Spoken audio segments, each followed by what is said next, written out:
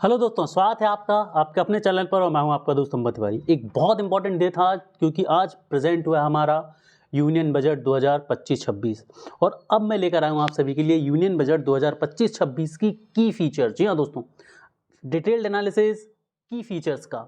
अब आप लोग बोलेंगे सर इतने सारे वीडियोस हम आपका ही वीडियो क्यों देखें, तो यहाँ पर मैं क्लियर कर देता हूँ कि हमारे चैनल पर आपके जो वीडियो मिलने वाला है ये सबसे अच्छी डिटेलिंग में सबसे कम समय में मिलने वाला है। क्लियर, सो दैट यहाँ पर अननेसेसरी बातें नहीं होंगी, अननेसेसरी डिटेलिंग नहीं होगी। की पॉइंट्स मैं आप सभी के साथ डिस्कस करूंगा इस ऑफिशियल गवर्नमेंट वेबसाइट से मिले डेटा के साथ। ठीक है, तो फटाफट से चैनल के साथ जुड़ जाइए, चैनल को सब्सक्राइब कर लीजिए और हमारी एप्लीकेशन को जरूर डाउनलोड कर लीजिए। की फीचर्स ऑफ यूनियन बजट 2025-26 के बारे में हम बात करने वाले हैं। तो सबसे पहले कुछ चीज़ें जो यहाँ पर जानना ज़रूरी है कि जो हमारी फाइनेंस मिनिस्टर हैं निर्मला सीतारमन जी इन्होंने 8वीं बार जो है ये बजट प्रस्तुत किया है और ये ऐसा करने वाली तीसरी व्यक्ति बन गई हैं। जी हाँ दोस्तों, सबसे पहले 10वें नंबर पर हैं एक व्यक्ति, फिर सबसे पहले नंबर पर जो व्यक्ति उन्होंने 10 बार करा है, दूसरे नंबर पर जो व्यक्ति उन्होंने 9 बार कहा और निर्मला सीतारमन जो हैं वो 8 बार करने वाली ऐसी तीसरी व्यक्ति बन गई हैं और पहली महिला बन गई हैं। क्लियर गाइस, अब यहाँ पर हम आगे बढ़े उससे पहले जो मोटा मोटा हिसाब की बात करूं मैं इस एक्ट के बारे में, इस बजट के बारे में, तो बजट में बेसिकली कुछ चीज़ों पर फोकस करा गया है, जैसे कि आप ग्रोथ को कैसे बढ़ाएंगे, आप कैसे एक इंक्लूसिव डेवलपमेंट का पार्ट बनेंगे, कैसे आप प्राइवेट इन्वेस्टमेंट को ज़्यादा से ज़्यादा लाएंगे जिससे कि पब्लिक सेंटिमेंट्स भी खराब ना हो, आप हाउस होल्ड सेंटिमेंट्स को कैसे अपलिफ्ट करेंगे और कैसे आप जो है वो मिडिल क्लास को बढ़ावा दे पाएंगे।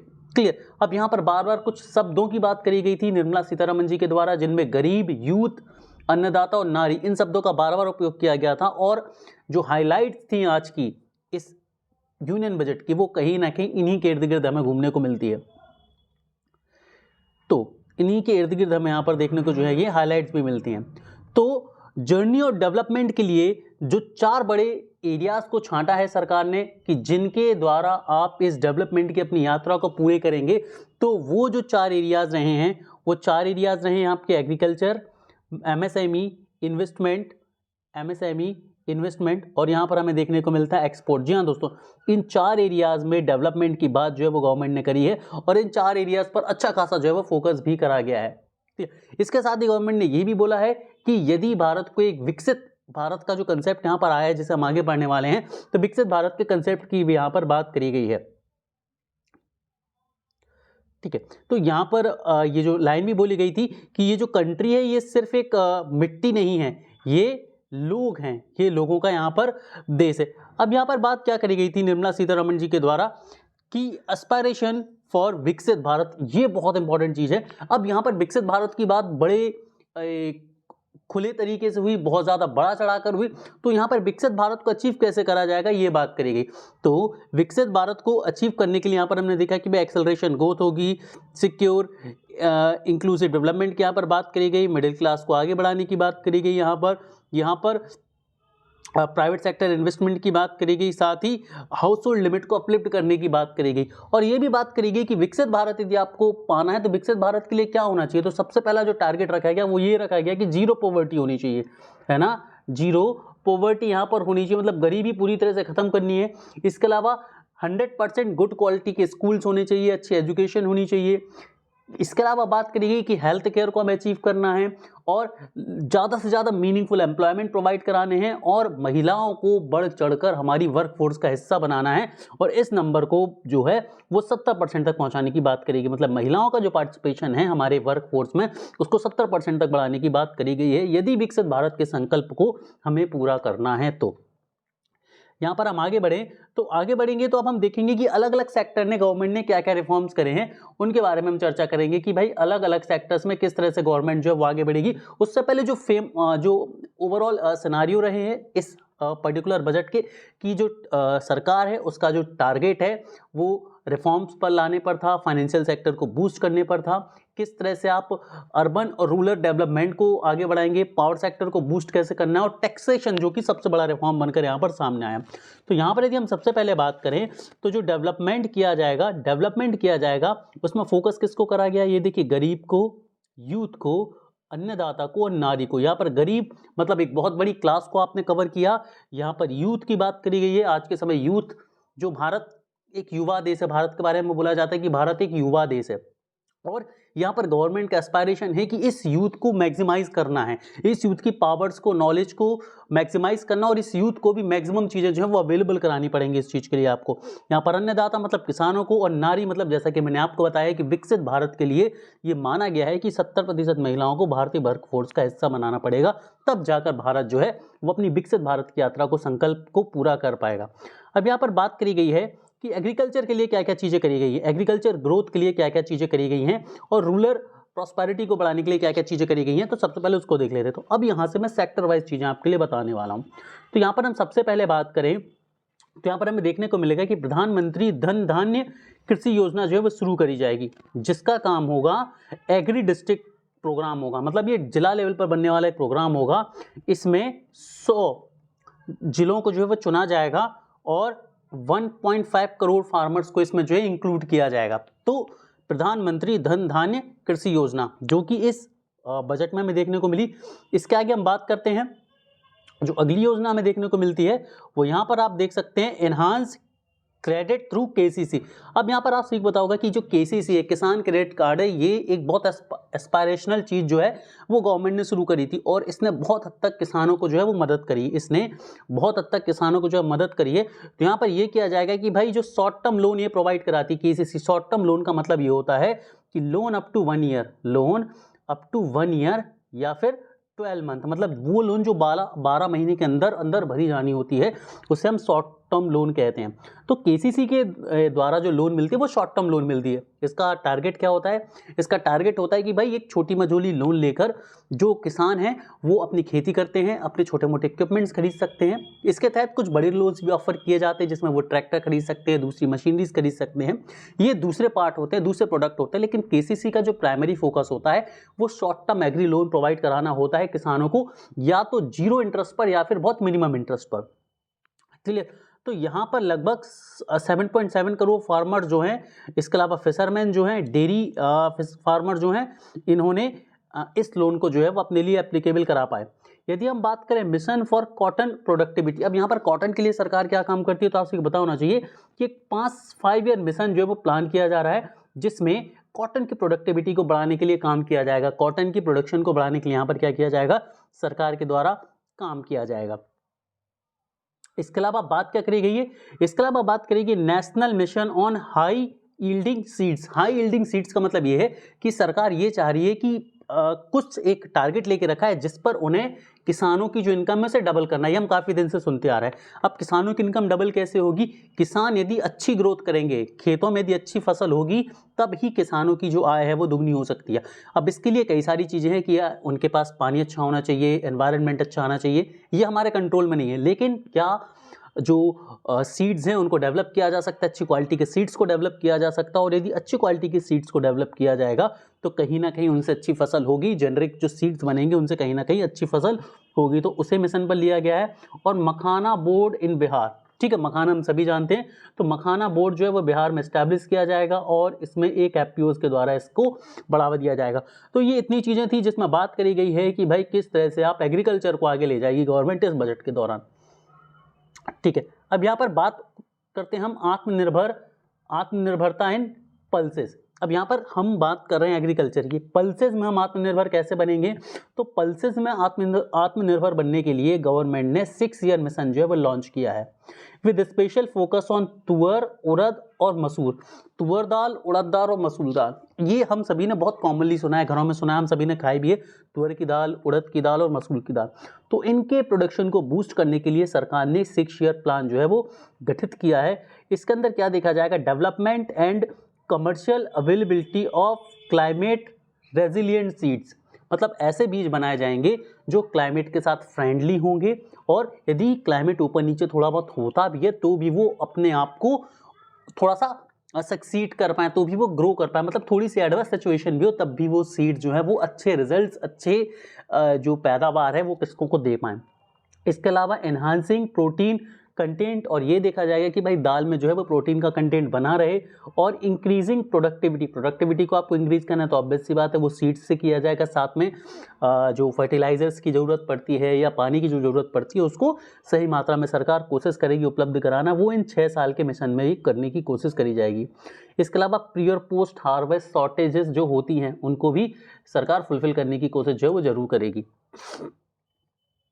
आगे बढ़ते हैं, India post as a catalyst for the rural economy, और ये बोला गया था कि भाई रूरल इकोनॉमी के लिए एज अ पोस्ट कैटलिस्ट हम कैसे काम कर सकते हैं, तो रूरल कम्युनिटी हब कोलोकेशन किया जाएगा, इंस्टीट्यूशनल अकाउंट सर्विसेज अवेलेबल कराई जाएगी, DBT, cash out and EMI pickups किए जाएंगे, क्रेडिट सर्विसेज अवेलेबल कराई जाएंगी। तो ये ऐसी चीज़ें हैं जिनके द्वारा इस चीज़ को अचीव करा जाएगा। आगे हम बात करते हैं डेवलपमेंट मेजर फोकसिंग ऑन गरीब, यूथ, अन्नदाता एंड नारी। तो यहाँ पर एमएसएमई की हम बात करते हैं कि एमएसएमई के लिए क्या किया जाएगा। अभी हमने एग्रीकल्चर के बारे में बात कर ली, अब हम बात करते हैं एमएसएमई के बारे में। एमएसएमई भारत का एक बहुत बड़ा क्षेत्र है, ठीक है। भारत की ग्रोथ, विकसित भारत की जो यात्रा है वो एमएसएमई से होकर ही जाती है भाई, ठीक है। तो यहाँ पर क्रेडिट कार्ड्स किसके लिए, माइक्रो एंटरप्राइजेस के लिए क्रेडिट कार्ड की स्कीम जो है अवेलेबल कराई जाएगी, जिसमें कितने की लिमिट दी जाएगी, 5 लाख की लिमिट दी जाएगी, ठीक है, फर्स्ट ईयर के लिए, और 10 लाख की जो लिमिट हो जाएगी फर्दर इशू करी जा सकेगी, क्लियर। तो जिससे जो छोटे मझोले व्यापार हैं वो अपने आप को बढ़ा सकेंगे। इसके अलावा scheme for first time entrepreneur, मतलब जो व्यक्ति पहली बार एंटरप्रेन्योरशिप कर रहे हैं, पहली बार किसी व्यापार में उतर रहे हैं, पहली बार एमएसएमई सभ्यता का, पहली बार एमएसएमई कल्चर का जो हिस्सा बनने जा रहे हैं, उनके लिए 5 लाख फर्स्ट टाइम एंटरप्रेन्योर्स के लिए, जिसमें महिलाएं भी हैं, शेड्यूल कास्ट भी होंगे, शेड्यूल ट्राइब भी होंगे, उन्हें इस न्यू स्कीम का भाग बनाया जाएगा और उन्हें जो है 2 करोड़ रुपए तक की लोन जो है अगले 5 साल में अवेलेबल कराई जाएगी। मतलब उन्होंने यदि आज खोला तो अगले 5 साल तक उन्हें किस्तों में छोटे छोटे अमाउंट में 2 करोड़ रुपए तक की लोन जो है वो उपलब्ध कराई जाएगी। बट ये निर्भर करेगा कि वो कितनी एलिजिबिलिटी लेकर बनते हैं, क्लियर है। तो एमएसएमई के लिए 2 बड़ी चीज़ें देखने को मिली हमें यहाँ पर। पहली चीज़ हमें क्रेडिट कार्ड देखने को मिले, जो कि पहली बार देखने को मिले, जिसमें 5 लाख की लिमिट होगी, बाद में 10 लाख कार्ड जो है वो इशू करे जाएंगे, ठीक है। इसके अलावा हमने यहाँ पर क्या देखा, 5 लाख जो फर्स्ट टाइम एंटरप्रेन्योर्स होंगे उन्हें अगले 5 साल तक के लिए 2 करोड़ रुपए तक की लोन जो है वो ऑफर करी जाएगी। आगे की कहानी को हम समझते हैं, manufacturing missions with the mandate to focus on. अब यहाँ पर कुछ मैन्युफैक्चरिंग के लिए कुछ क्राइटेरिया डिसाइड करा गया है, कुछ जोन्स जो है वो डिसाइड करे गए हैं। इसमें ease and cost of doing business, तो भाई बिजनेस को ईज करना और कॉस्ट को कट शॉर्ट करना। अब ईज कैसे करे जाएंगे, तो इसके लिए सरकार इस बार टैक्स रिफॉर्म लेके आई है। हम सभी ने देखा कि 12 लाख तक टैक्स रेजीम को फ्री कर दिया है। अब इसमें भी कई सारे लोगों को कन्फ्यूजन है, तो मैं बता दूं कि देखिए 12 लाख तक जो टैक्स रेजीम है वो इनकम पर है। इनकम ऐसे मतलब जो सैलरीड पर्सन है, यदि उनकी सैलरी 12 लाख या ज़्यादा है, 12 लाख या उसके अंदर है, तो उन्हें पूरी तरह से टैक्स रेजीम में टैक्स रिबेट मिलेगा। लेकिन जो बिजनेस क्लास होगी, जो बिजनेस ऑनर्स होंगे, उनके लिए इसमें स्लैब बनाए गए कि भाई 0 से 4 लाख तक आपको फ्री कर दिया गया। 4 to 6 5% है, 6 to 12 अलग है, और 12 to 16 स्लैब्स अलग हैं। कुछ इस तरह के स्लैब्स यहाँ पर बना दिए गए हैं। Future ready workforce for in demand job, और यहाँ पर फ्यूचर रेडी वर्कफोर्स बनाने की बात करी जाएगी। तो इसके तहत स्किल इंडिया इनिशिएटिव भी आगे बढ़ेगा। क्यों? क्योंकि आप क्या करेंगे, आप ट्रेनिंग सेंटर्स अवेलेबल कराएंगे, तभी तो आप वर्कफोर्स को तैयार करेंगे फ्यूचर के लिए, ठीक है। कि जो भी टेक्नोलॉजी आने वाली, मान लीजिए एआई आने वाला है, कुछ मशीनरीज आने वाली हैं, तो उनके लिए आपको अपनी वर्कफोर्स को पहले से तैयार करना पड़ेगा। Vibrant and dynamic MSME sector, मतलब एमएसएमई सेक्टर को वाइब्रेंट बनाना होगा। अवेलेबिलिटी करानी होगी टेक्नोलॉजी की, और क्वालिटी प्रोडक्ट जो है वो डिलीवर करने होंगे। तो ये सारी की सारी चीज़ टारगेट पर रखी जाएंगी।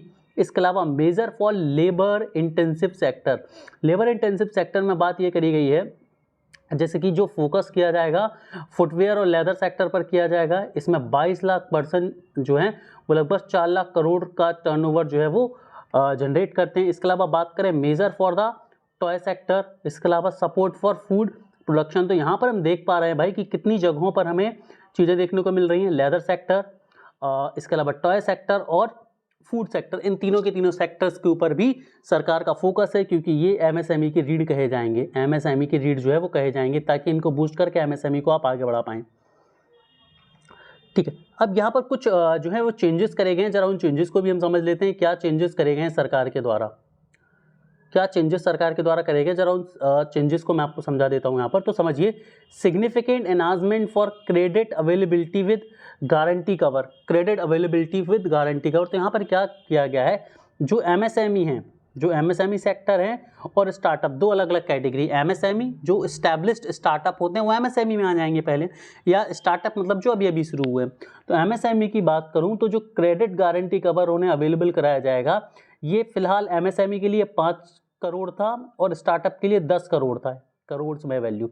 लेकिन इसे रिवाइज कर दिया गया है, तो एमएसएमई के लिए इसे 10 करोड़ कर दिया गया है और स्टार्टअप्स के लिए बढ़ाकर इसे 20 करोड़ जो है वो कर दिया गया। तो ये बहुत इंपॉर्टेंट है। वहीं जो है डेफिनेशंस और क्लासिफिकेशन में भी रिवीजन करे गए हैं, जरा इसे ध्यान से समझ लीजिए। क्लासिफिकेशन में रिवीजन करे गए एमएसएमई की, एमएसएमई की परिभाषा को थोड़ा सा बदला गया है। 3 तरह की चीजें होती है, माइक्रो होता है, स्मॉल होता है और मीडियम होता है। यदि इन्वेस्टमेंट के बेसिस पर देखा जाता है और टर्नओवर के बेसिस पर देखा जाता है, तो यदि हम इन्वेस्टमेंट के बेसिस पर देखेंगे तो इन्वेस्टमेंट के बेसिस पर अभी क्या होता था, जिनमें 1 करोड़ का इन्वेस्टमेंट है वो माइक्रो कहलाते थे, जिनमें 10 करोड़ का इन्वेस्टमेंट होता था वो स्मॉल कहलाते थे, और जिनमें 50 करोड़ का इन्वेस्टमेंट होता था वो मीडियम कहलाते थे। लेकिन इस परिभाषा को अब बदल दिया गया है और इसमें थोड़े से करेक्शन करे गए हैं। जैसे कि अब क्या होगा करंट सिनारियो में, रिवाइज्ड सिनारियो में, एमएसएमई 2.5 करोड़ तक के इन्वेस्टमेंट में होंगे, स्मॉल जो होंगे वो माइक्रो जो होंगे वो 2.5 करोड़ तक, स्मॉल जो होंगे वो 25 करोड़ तक, और मीडियम एंटरप्राइजेज जो होंगे वो 125 करोड़ तक की इन्वेस्टमेंट में माने जाएंगे। उसी तरह से यदि हम बात करें, उसी तरह से हम टर्नओवर के लिए बात करें तो पहले सिनारियो थे 5, 50 और 25, किसके लिए, माइक्रो, स्मॉल और मीडियम एंटरप्राइजेस के लिए, जिसे रिवाइज करके 10 करोड़, 100 करोड़ और फर्दर यहाँ पर हम देख सकते हैं 500 करोड़ कर दिया गया है। तो अब जो नई रिवाइज्ड लिमिट या क्लासिफिकेशंस आ गए हैं किसके लिए, एमएसएमई के लिए। अब ये याद रखना और ये क्वेश्चन में पूछे जा सकते हैं, क्यों, क्योंकि ये मेजर चेंजेस है। अब हम बात करते हैं कि डेवलपमेंट मेजर, अब हम बात करते हैं कि investing in public economy and innovation. अब पब्लिक इकोनॉमी एंड इनोवेशन में सरकार क्या कर रही है उसके बारे में हम बात कर लेते हैं। तो यहाँ पर बात क्या करी गई है, जरा आप लोग समझेंगे ध्यान से। सबसे पहले बात करी गई है कि ठीक है, आप लोग अब जूम करके आसानी से पढ़ पाएंगे। सबसे पहले बात करी गई है कि सक्षम आंगनवाड़ी एंड पोषण 2.0 स्कीम लॉन्च करी जाएगी। तो यहाँ से आंगनवाड़ी को आपने टारगेट किया। Expansion of capacity of IITs को यहाँ पर बढ़ाया जाएगा, नई आईआईटीज जो है वो खोली जाएंगी। इसके अलावा day care cancer centre in all districts hospital, और हर एक डिस्ट्रिक्ट हॉस्पिटल में जो है वो कैंसर ट्रीटमेंट के लिए फैसिलिटीज जो है वो थोड़ी बहुत अवेलेबल कराई जाएंगी। भारतीय भाषा पुस्तक स्कीम लॉन्च करी जाएगी और इसके तहत क्या होगा, provide digital form Indian language books for school and higher education. और यहाँ पर जितनी भी इंडियन लोकल लैंग्वेजेस होंगी उनके लिए बुक्स जो कि ऑनलाइन रिसोर्सेज में भी अवेलेबल होंगी। इसके अलावा 5 national centre for excellence for skilling, और स्किलिंग के लिए 5 नेशनल लेवल के सेंटर्स यहाँ पर ओपन किए जा रहे हैं। अटल थिंकिंग लैब्स, इसमें 50,000 लैब जो है वो ओपन करी जाएंगी अगले 5 साल में। कहाँ पर, गवर्नमेंट स्कूल्स में। कितनी, 50,000 नई लैब बनाई जाएंगी अगले 5 साल में अलग अलग गवर्नमेंट स्कूल्स में। इसके अलावा centre of excellence in artificial intelligence for education, total outlet of 500 crore. तो ये जो पूरा प्रोजेक्ट है ये 500 करोड़ रुपए का प्रोजेक्ट है। इसके अलावा हम बात करेंगे ब्रॉडबैंड कनेक्टिविटी जो है वो प्रोवाइड कराई जाएगी सभी की सभी गवर्नमेंट सेकेंडरी स्कूल्स में और प्राइवेट हेल्थ केयर सेंटर्स में। मतलब जितने भी प्राइवेट हेल्थ केयर सेंटर्स हैं या गवर्नमेंट सेकेंडरी स्कूल जो हैं वो उन्हें इंटरनेट कनेक्टिविटी के साथ जोड़ा जाएगा। क्यों जोड़ा जाएगा, क्योंकि हमने ऊपर देखा कि जो जैसे लोकल लैंग्वेज में जो बुक्स हैं वो ऑनलाइन अवेलेबल कराई जा रही है। तो यदि ऑनलाइन इंफ्रास्ट्रक्चर आपको डेवलप करना है, ऑनलाइन फैसिलिटीज़ यदि आपको अवेलेबल करानी है, तो कहीं ना कहीं इंटरनेट आपको अवेलेबल कराकर ही देना होगा। ठीक है, अपार्ट फ्रॉम दैट यहाँ पर हम देखेंगे कि एक्सपांसन ऑफ मेडिकल एजुकेशन जो है किया जाएगा। मेडिकल एजुकेशन यहाँ पर हम एक्सपांसन देखेंगे और 10,000 एडिशनल सीट्स जो हैं वो बढ़ाई जाएंगी और एस्पायर किया जा रहा है कि इन सीट्स को 75,000 तक बढ़ाया जाए अगले 5 साल में। तो ये बहुत बड़ी न्यूज़ है कि फिलहाल 10,000 नई मेडिकल कॉलेजेस की जो है सीट्स बढ़ाई जाएंगी। मेडिकल कॉलेजेस में 10,000 तक सीट्स बढ़ाई जाएंगी, जिन्हें आगे 75,000 तक बढ़ाने का टारगेट रखा गया है। इसके अलावा पीएम स्वनिधि योजना को बूस्ट करा गया है, हमने देखा है, पहले भी मैंने आपको पढ़ाया है। तो इसे रिवैम्प कर दिया गया है और इसमें जो लोन थे उसको एनहांस कर दिया गया है, ठीक है। और यूपीआई लिंक्ड क्रेडिट कार्ड जो है इसमें अवेलेबल कराए जाएंगे, ठीक है। इसके अलावा हम यहाँ पर बात करेंगे welfare of online platform workers. तो जितने भी ऑनलाइन प्लेटफॉर्म वर्कर्स हैं उनके लिए एक ई श्रम पोर्टल खोला गया है जिस पर उनके रजिस्ट्रेशन कराए जाएंगे, जिससे उनके हेल्थ केयर और पीएम जन आरोग्य योजना के उन्हें लाभ मिल सकेंगे, ठीक है, उन्हें इस चीज़ों के लाभ मिल सकेंगे। तो यहाँ पर हमने ये क्या देखा, यहाँ पर हमने ये देखा कि लोगों के लिए, इकोनॉमी के लिए और इनोवेशन के लिए सरकार क्या कर रही है। तो इतने एरियाज में जो है इस बजट में ऐलान किए गए हैं, ये काम करने वाले हैं। क्वेश्चन इसी तरह के पूछे जाते हैं बच्चों, क्वेश्चन इसी तरह के जो है वो पूछे जाते हैं। अब बात करते हैं आगे की कहानी की तरफ। आगे की कहानी पर हम चलते हैं। Investing in people, economy and innovation में और आगे सरकार क्या करने वाली है, जरा ऐसे समझते हैं। तो यहाँ पर क्या किया जाएगा, support for state for infrastructure, और क्या किया जाएगा, इंफ्रास्ट्रक्चर में डेवलपमेंट के लिए चीज़ें करी जाएंगी। और इसमें 1.5 लाख करोड़ जो है वो फ्री, 1.5 लाख करोड़ के जो है वो इंटरेस्ट फ्री लोन जो है वो डिसबर्स करे जाएंगे। बहुत बड़ी बात होती है, ठीक है। 1.5 लाख करोड़ के इंटरेस्ट फ्री लोन जो है वो यहाँ पर किए जाएंगे। इसके अलावा जल जीवन मिशन की बात करेंगे, जल जीवन मिशन को बूस्ट किया जाएगा। और जल जीवन मिशन के तहत क्या किया जाएगा, इसमें 100% कवरेज को अचीव किया जाएगा। मतलब जल जीवन मिशन के तहत हर घर नल का जो कवरेज है उसे 100% अचीव करने की बात करी गई है। कब तक, और 2028 तक। मतलब इस क्राइटेरिया को 2028 तक के लिए एक्सटेंड कर दिया गया है, क्लियर।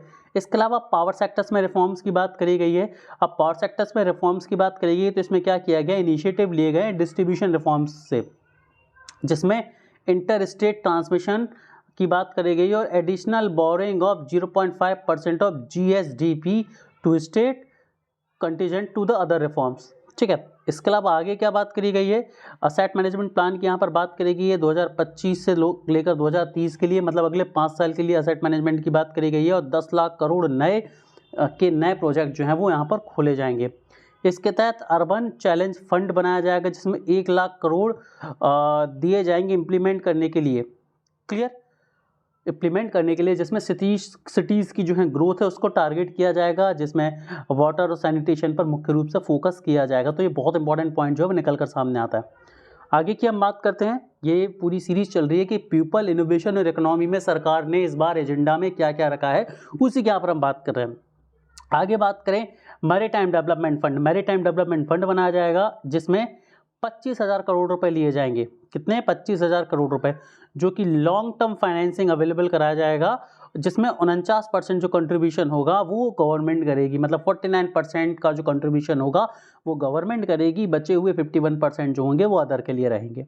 इसके अलावा न्यूक्लियर एनर्जी में विकसित भारत मिशन में जोड़ा गया है। मतलब न्यूक्लियर एनर्जी के इम्प्रूवमेंट को विकसित भारत मिशन के तहत जोड़ा गया है। और इसमें amended to the atomic energy act and the civil liability for the nuclear damage act, ठीक है। तो यहाँ पर बेसिकली क्या किया जाएगा, जो पुराना एक्ट था उसमें अमेंडमेंट देखने को हमें यहाँ पर मिलेंगे।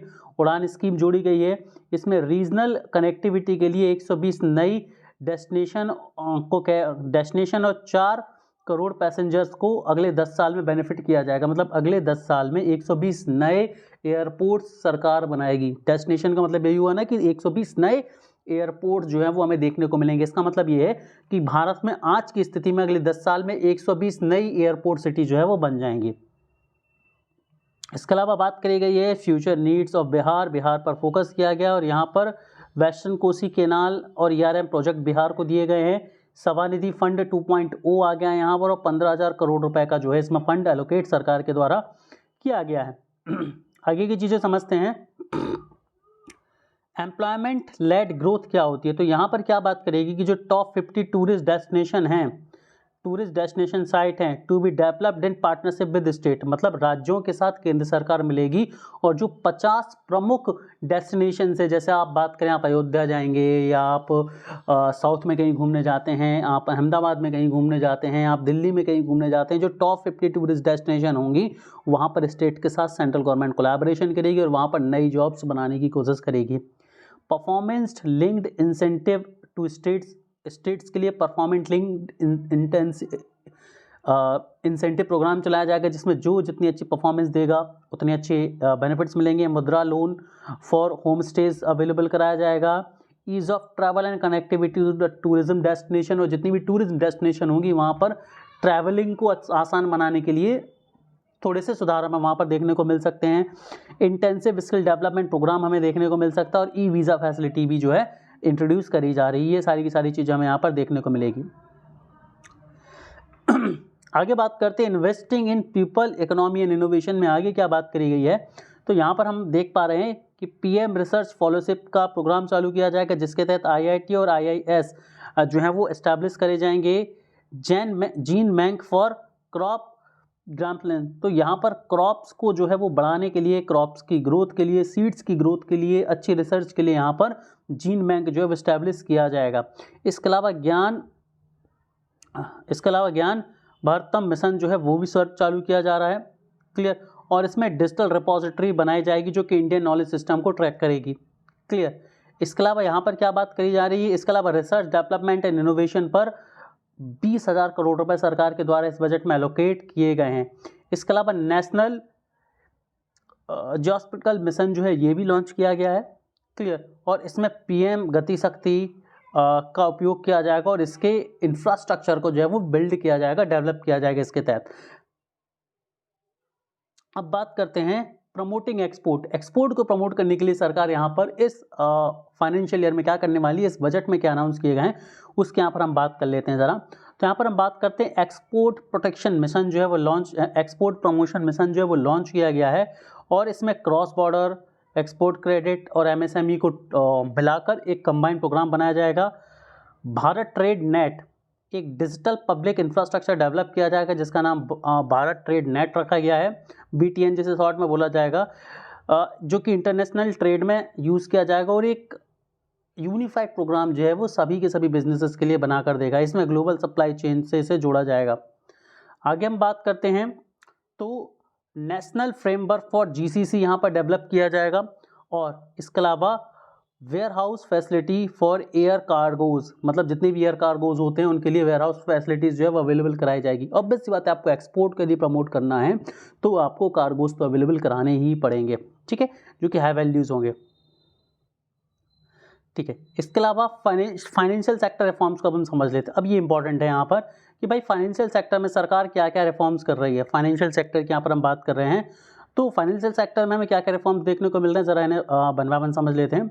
सबसे पहला है ग्रामीण क्रेडिट स्कोर। ये अब देखो, ये सारी की सारी जो फैक्ट बेस्ड डेटा है ना, ये बहुत इंपॉर्टेंट बनता है आपके लिए। तो ग्रामीण क्रेडिट स्कोर आपको देखने को मिलेगा जिसमें framework to serve the credit needs of SHG, मतलब ग्रामीण क्रेडिट स्कोर में ग्रामीण लोग जो सेल्फ हेल्प ग्रुप बनाते हैं उनके क्रेडिट स्कोर यहाँ पर अवेलेबल होंगे। इसके अलावा NABFID ये सेट करेगा पार्शियल क्रेडिट इन्हांसमेंट फैसिलिटी, जो कि कॉर्पोरेट बॉन्ड्स और इंफ्रास्ट्रक्चर को टारगेट करेगी। इसके अलावा रिवैम्प्ड किया जाएगा central KYC registry to be rolled out in 2025।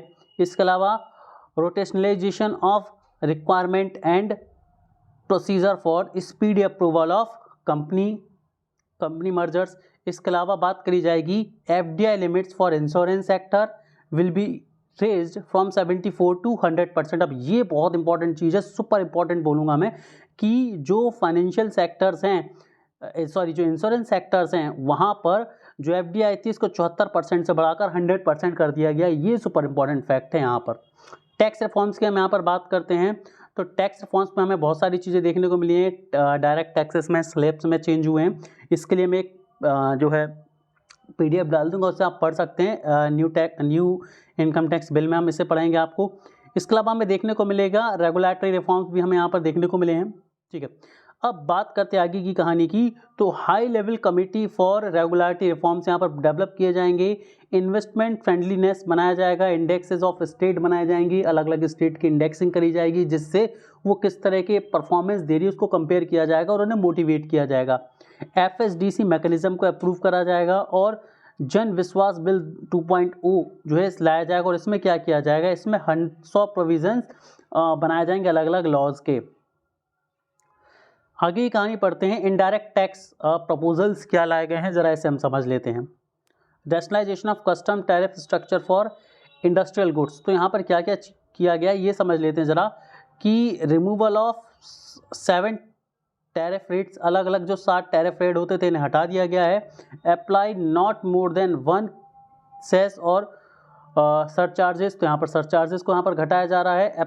Apply equivalent cess to maintain effective duty, ठीक है, तो यहाँ पर जो अननेसेसरी टैक्सेस होते थे उसको हटाने की कोशिश यहाँ पर गवर्नमेंट कर रही है।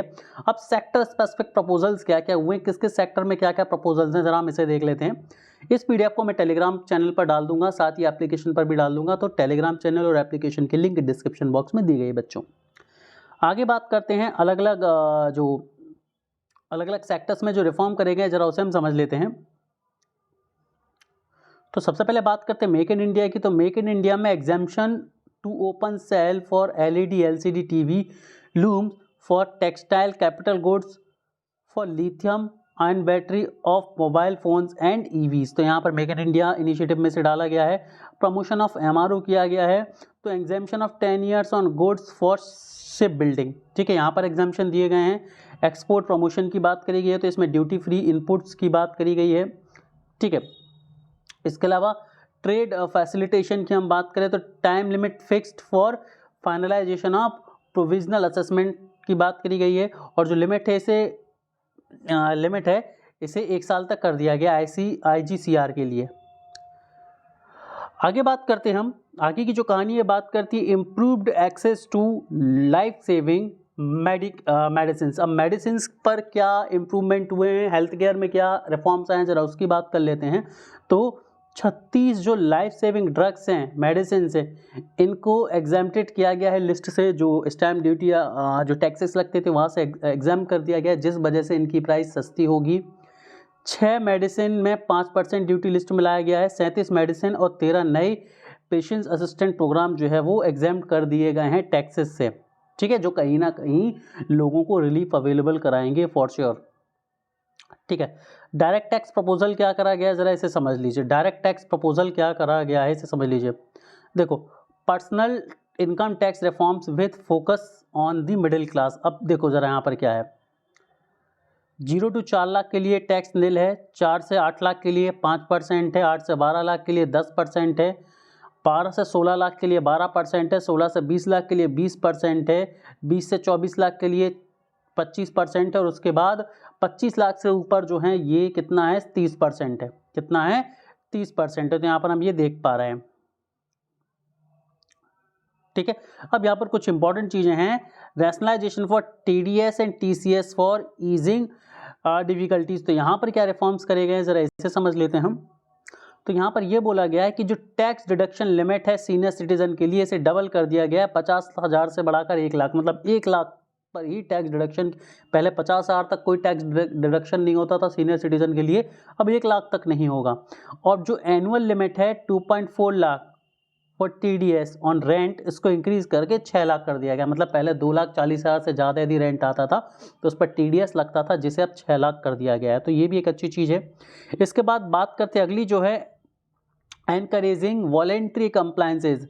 तो यहाँ पर एक्सटेंशन दिया गया है टाइम लिमिट का, ठीक है, रिटर्न्स को अपलोड करने के लिए। अब यहाँ पर बात ये करी गई है कि पहले जो 2 साल थी, अब इसे 4 साल कर दिया गया है। क्लियर, कितना कर दिया गया, इसे 4 साल कर दिया गया। इसके अलावा रिड्यूसिंग कंपाइलेंस बर्डन, तो कंपाइलेंस बर्डन को भी रिड्यूस कर दिया गया है, यहाँ पर हम देख पाएंगे। और यहाँ पर अब जो पीरियड ऑफ रजिस्ट्रेशन है इसे 5 साल से बढ़ाकर 10 साल कर दिया गया है, ठीक है। तो हर 5 साल में जो स्ट्रेस आता था, जो पेपर वर्क आता था या जो चार्जेस आते थे, वो अब आपके घर जाएंगे। इसके अलावा जो टैक्स पेयर हैं ये अलाउ करा गया है क्लेम करने के लिए annual value of second self occupied properties, जो कि पहले 1 होती थी, केवल, ठीक है। तो बहुत सारे डिडम्पशंस हमें यहाँ पर देखने को मिलेंगे। इसके अलावा एम्प्लॉयमेंट और इन्वेस्टमेंट में क्या करा है सरकार ने, इसकी हम बात करें एम्प्लॉयमेंट और इन्वेस्टमेंट की, तो tax certainty for electronics manufacturing schemes, इसके अलावा tonnage tax scheme for inland vessels के लिए बात करेगी, extension of incorporation by 5 years for the startup. तो बहुत सारी चीज़ें जो है वो रिजीम में हमें यहाँ पर देखने को मिलेंगी। रुपी कम फ्रॉम, तो यहाँ पर ये बात करी गई है, सारी की सारी चीज़ें आप इसे PDF को एक बार पढ़ लेंगे। रिसीट की बात करेगी, रेवेन्यू रिसीट और कैश रिसीट, ये आपके लिए उतना ज़रूरी नहीं है। यहाँ पर हमें एक्सपेंडिचर देखने को मिल रहा है गवर्नमेंट के द्वारा, डेफिसिट ट्रेंड्स हम यहाँ पर देख पा रहे हैं गवर्नमेंट के। अब यहाँ पर बात करेगी कि किस एरिया को कितना अमाउंट जो है एलोकेट करा गया है, ये बहुत इंपॉर्टेंट है कि किसको कितना अमाउंट जो है एलोकेट करा गया है। तो यहाँ पर आप देख पाएंगे डिफेंस में 4,91,732 करोड़ रुपए यहाँ पर दिए गए हैं। रूरल डेवलपमेंट की हम बात करें तो रूरल डेवलपमेंट को 2,66,817 करोड़ रुपए दिए गए हैं। होम अफेयर्स को 2,33,211 करोड़ रुपए अलॉट किए गए हैं। एग्रीकल्चर और अलाइड एक्टिविटीज़ में 1,71,437 करोड़ रुपए दिए गए हैं। एजुकेशन को 1,28,650 रुपये। हेल्थ केयर सेक्टर को 98,311 करोड़ रुपए दिए गए हैं। और अर्बन डेवलपमेंट को 96,777 करोड़ रुपए। IT और टेलीकॉम को 95,298 करोड़ रुपए। एनर्जी को 81,174 करोड़ रुपए अलॉट करे गए हैं। इसके अलावा हम बात करें कॉमर्स एंड इंडस्ट्री को 65,533 करोड़ रुपए, सोशल वेलफेयर को 60,052 रुपए और साइंटिफिक डेवलपमेंट को 55,679 करोड़ रुपए जो है वो एलोकेट करे गए हैं सरकार के द्वारा। तो यहाँ पर दोस्तों हमारी ये क्लास आज की ख़त्म होती है। मैंने पूरी कोशिश करी है कि आपको बहुत आसान तरीके से, बहुत सामान्य भाषा में जो है वो इस चीज़ को समझा सकूं कि बेसिकली बजट में क्या क्या चीज़ें हैं। ये PDF बहुत अच्छी PDF है, इसे मैं टेलीग्राम चैनल पर डाल दूंगा, सभी बच्चे इसे एक्सेस जरूर कर लें, ठीक है। बहुत हेल्प डेफिनेटली आपकी करेगी। सो दोस्तों पढ़ते रहिए, आगे बढ़ते रहिए। Have a great day, bye bye, good night, sweet dreams.